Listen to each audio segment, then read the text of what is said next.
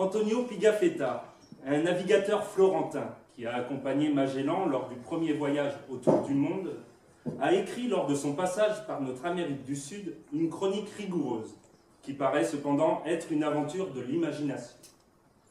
Il raconte qu'il a vu des cochons avec le nombril sur les hanches, des oiseaux sans griffes dont les femelles couvaient dans le dos des mâles, et d'autres oiseaux encore, semblables à des pélicans sans langue, au bec pareil à des cuillères.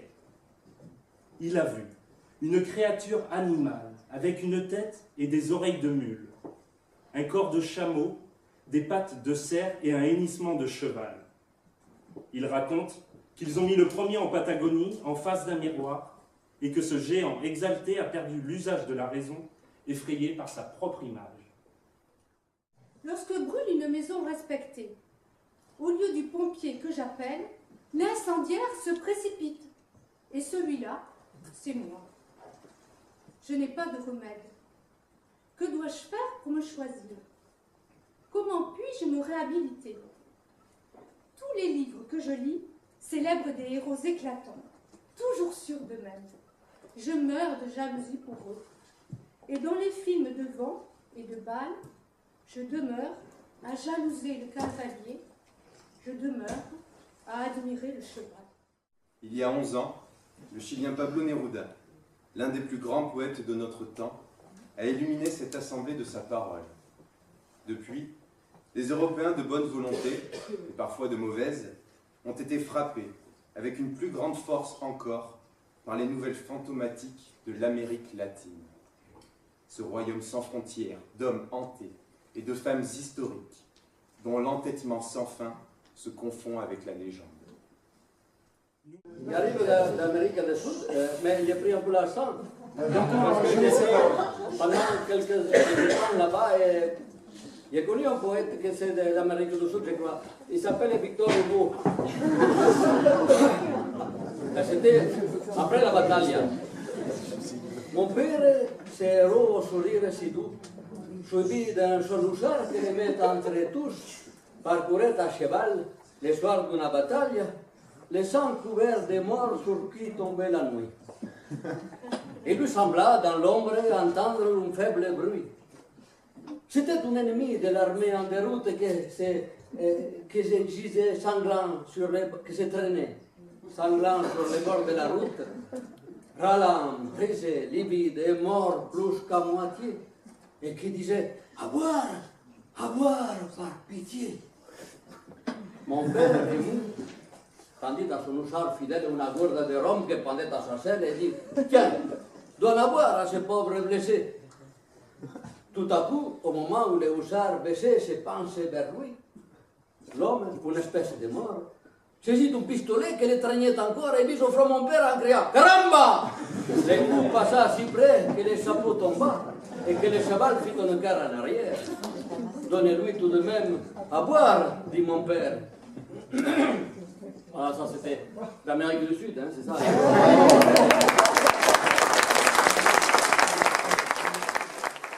Grand-père, où se trouve Dieu? Grand-père triste est devenu et ne m'a rien répondu. Il est mort dans les champs, un jour, sans prière ni confession. Et les Indiens l'ont enterré, flûte de roseaux et tambour. Un peu plus tard, j'ai demandé, « Père, que sais-tu de Dieu ?»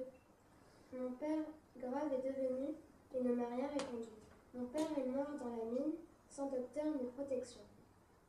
Couleur du sang des mineurs, et celle de l'or du patron. Mon frère, qui vit dans la forêt, ne connaît pas la moindre fleur. Malaria, serpent et sueur, telle est la vie du bûcheron. Il n'allait pas lui demander s'il sait où se trouve Dieu. Chez lui n'est jamais passé un aussi important monsieur. Moi, je chante par les chemins, et quand je suis en prison, du peuple j'entends les voix, ils chantent beaucoup mieux que moi. Il est une affaire sur terre plus importante que Dieu, que personne ne crache le sang pour que d'autres vivent mieux. Dieu veille-t-il sur les pauvres? Peut-être que oui, peut-être que non. Mais il est sûr qu'il déjeune à la table du patron.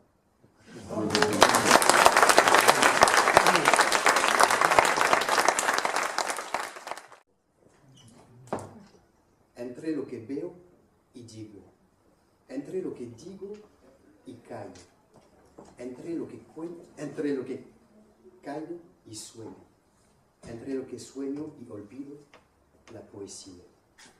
Se desliza entre el sí y el no.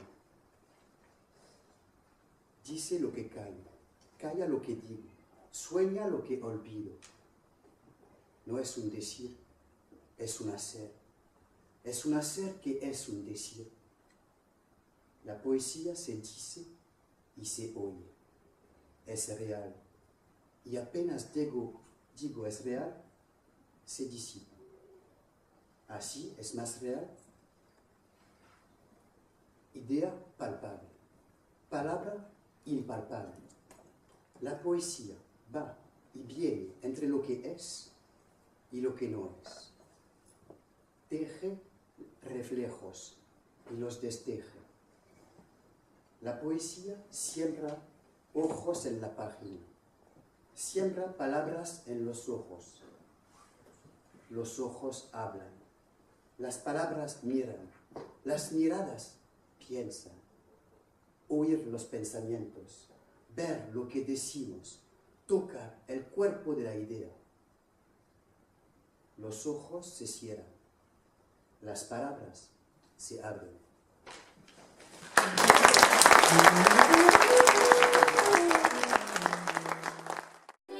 Yo era un objeto esperando ser ceniza, o un día decidí hacerle caso a la brisa, a irme resbalando detrás de tu camisa. No me convenció nadie, me convenció tu sonrisa, y me fui tras de ti persiguiendo el instinto.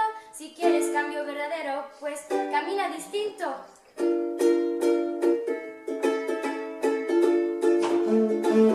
Thank you.